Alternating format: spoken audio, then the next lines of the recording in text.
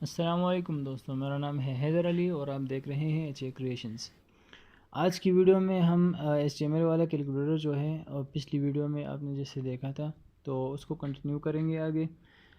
तब हमने स्ट्रक्चर बनाया था। अब आज के वीडियो में हम उसका कुछ HTML वाला पार्ट भी करेंगे, कुछ CSS वाला पार्ट भी करेंगे और मेन जो चीज़ है तो वो है जावास्क्रिप्ट। तो यहाँ पर हम जो जावास्क्रिप्ट वाले फंक्शंस हैं वो भी यूज़ करेंगे। अच्छा, सबसे पहले करते हैं, सबसे पहले जो बटन्स के साइज़ेस हैं तो वो एडजस्ट कर लेते हैं। तो उसके लिए हम क्या करते हैं, इंटरनल CSS यूज़ करते हैं। और इंटरनल CSS इस टर्म में कि हम हर एक बटन को एक क्लास नेम दे देते हैं। उसी क्लास को हम फिर डॉट से कॉल करते हैं स्टाइल टैग्स के अंदर। और स्टाइल टैग्स के अंदर फिर हम इसको विड्थ, एक फ़िक्स विड्थ देते हैं। मैंने यहाँ पर 25 पिक्सल दी है। और एक फ़िक्स हाइट, अगर स्क्वायर बटन चाहिए तो हाइट और विड्थ सेम होना चाहिए। ठीक है। अब मैंने ये जो BTN वाला क्लास है तो वो सिर्फ ये एक बटन को असाइन किया हुआ है। अगर मैं इसी तरह BTN हर एक बटन के साथ लिखूँगा तो बड़ी मुश्किल हो जाएगी या टाइम कंज्यूमिंग हो जाएगा।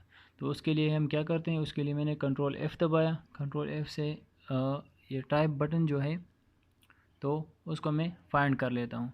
टाइप बटन जहाँ पर भी लिखा हो किसी बटन के सब बटन के साथ, तो उसको मैं रिप्लेस कर लेता हूँ type button space class BTN। तो जितना भी टेक्स्ट मैंने लिखा रिप्लेसमेंट के लिए, तो वही सारा टेक्स्ट जो है वो हर एक बटन टेक्स्ट के अंदर आ जाएगा। ठीक है। तो हमारे पास जितने भी बटन्स हैं वो सारे 16 बटन्स हैं। तो 16 सारे बटन्स जो हमारे पास हैं तो उसको क्लास BTN असाइन हो जाएगा। अच्छा, क्लास BTN किस चीज़ के लिए हमने यही क्लास कॉल की है CSS में। और CSS में हमें इसको फिक्स विड्थ और हाइट दिया हुआ है। तो ये क्लास हम जिस बटन को भी देंगे उस वो बटन वही विड्थ और हाइट उसको असाइन हो जाएगा।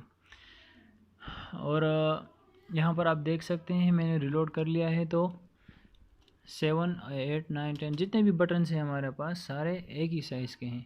चाहे सिंबल्स वाले बटन्स हैं, चाहे ज़ीरो है, चाहे पॉइंट है, सारे बटन्स एक ही साइज़ के आ गए हैं क्योंकि सबको सेम ही क्लास असाइन हुआ है। अच्छा, फिर हम यहाँ पर क्या करते हैं, पैडिंग यूज़ करते हैं। पैडिंग किस चीज़ के लिए? पैडिंग हमारे पास जो कॉलम है, कॉलम टेबल डिवीज़न, तो उस जो सेल है हमारे पास, तो हर एक सेल के अंदर और बटन जो उसका बॉर्डर है और बटन उसके दरमियान हम बॉर्डर्स डिस्टेंस क्रिएट कर लेते हैं, ताकि हमारे पास जो बटन है वो सेल के एग्जैक्ट सेंटर में आए और बॉर्डर से उसका गैप भी हो।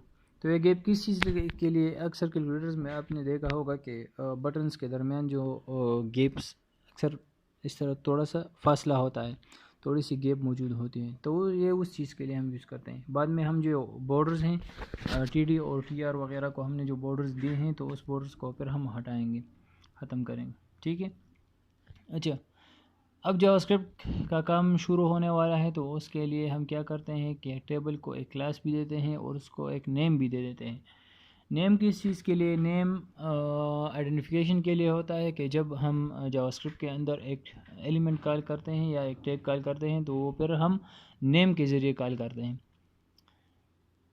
इसी तरह हमने जितने भी बटन टैग्स के लिए स्टेटमेंट लिखे हुए हैं तो मैं उसे नेक्स्ट लाइन में शिफ्ट कर लेता हूँ, ताकि हमारे पास जो कोड है तो वो ज़्यादा वाइड ना हो और स्क्रीन में हमारे पास इजीनेस हो काम करने के लिए।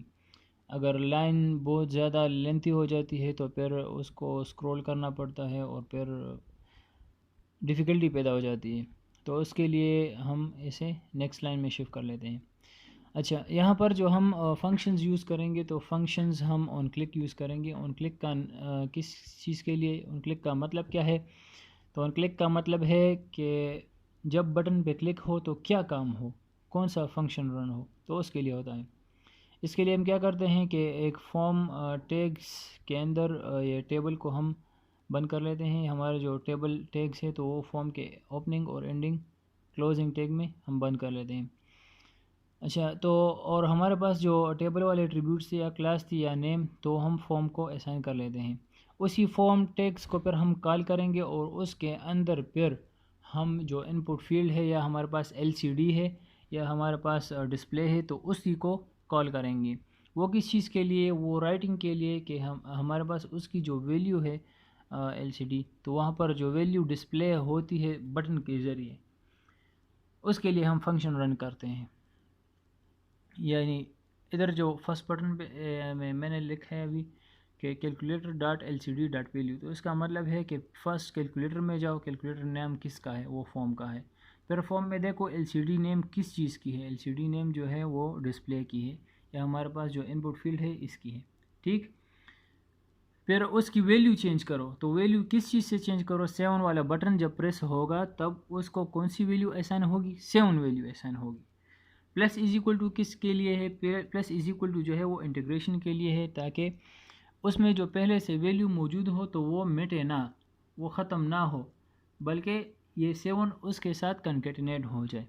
ठीक, तो इसी तरह हर एक बटन के लिए अपना अपना जो बटन के ऊपर जो लेबल है उसी को वही कैरेक्टर असाइन कर लें। यानी 4 का लेबल है तो उधर 4 सिंगल कोटेशन मार्क्स के अंदर लिख लें, 5 है तो 5 लिख लें, 6 है तो 6 लिख लें। और इसी तरह जितने सिंबल्स भी हैं, डिवीज़न है, एडिशन है, सब्ट्रैक्शन है, तो उसके लिए भी लिख लें। पॉइंट है और ज़ीरो है, जितने भी हैं। तो जब आप बटन टाइप करेंगे तो इसी तरह डिस्प्ले के अंदर टाइपिंग होगी।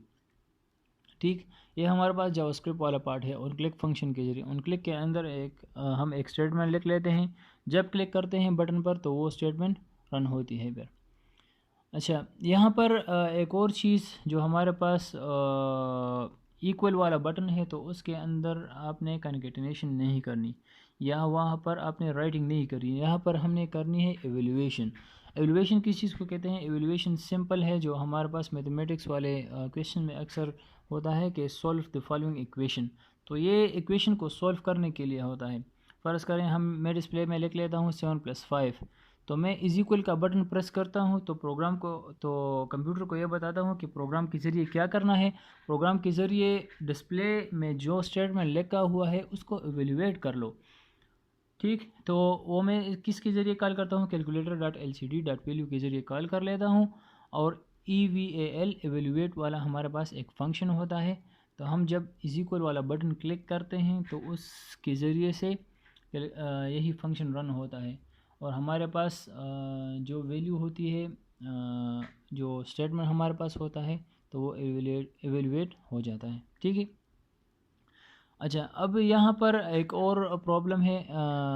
यहाँ पर हमने लिखा है 6x5, वो कैलकुलेट नहीं होगा। वो किस वजह से नहीं होगा? क्योंकि जावास्क्रिप्ट जो है वो x पे काम नहीं करता, वो स्टेरिक को रिकॉग्नाइज़ करता है, स्टेरिक को एज ए मल्टीप्लाई रिकॉग्नाइज़ करता है। तो हम क्या करेंगे, जो हमारे पास जो इंटरनल कैरेक्टर है सिंगल कोटेशन में, तो उसको हम रिप्लेस करेंगे स्टेरिक से। तो हमारे पास 6 स्टेरिक 5 आएगा, तो वो हमारे पास इसको कैलकुलेट करेगा। अगर 6x5 आएगा तो फिर उसको वो रिकग्नाइज़ नहीं कर सकता, क्योंकि x हमारे पास अल्फ़ाबेट है और ये उसे मल्टीप्लाई का कैरेक्टर के तौर पर रिकग्नाइज़ नहीं करता। ये हमारे पास कैलकुलेटर काम कर रहा है, सब्ट्रैक्शन भी कर रहा है, एडिशन भी कर रहा है, मल्टीप्लिकेशन भी कर रहा है। ये हमारे पास एक जावास्क्रिप्ट की छोटी छोटी स्टेटमेंट्स हैं, तो उसी के ज़रिए ये काम करता है।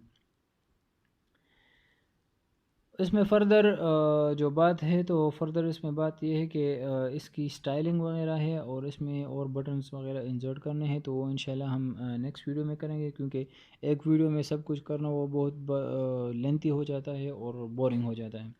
ठीक है, तो इंशाल्लाह नेक्स्ट वीडियो में HTML कैलकुलेटर पार्ट 3 में हम सीखेंगे कि इसकी टोटल स्टाइलिंग कैसे होती है। इसमें जो अक्सर कैलकुलेटर में आपने देखा होगा कि प्लस वाला बटन ज़्यादातर इस तरह लंबा होता है, तो वो कैसे होता है उसमें। और जो बटन्स वगैरह हैं परसेंटेज वाली, 00 वाली, तो वो क्लियर बटन वाली, तो वो सारे बटन्स जो हैं वो हम इंशाल्लाह थर्ड पार्ट में करेंगे। तब तक के लिए अल्लाह हाफिज़, टेक केयर। और अगर आपने चैनल को सब्सक्राइब नहीं किया तो फिर से मैं कहूँगा कि सब्सक्राइब कर लें और वीडियो को लाइक कर लें। और अगर कोई सजेशन हो तो प्लीज़ ज़रूर बताइएगा।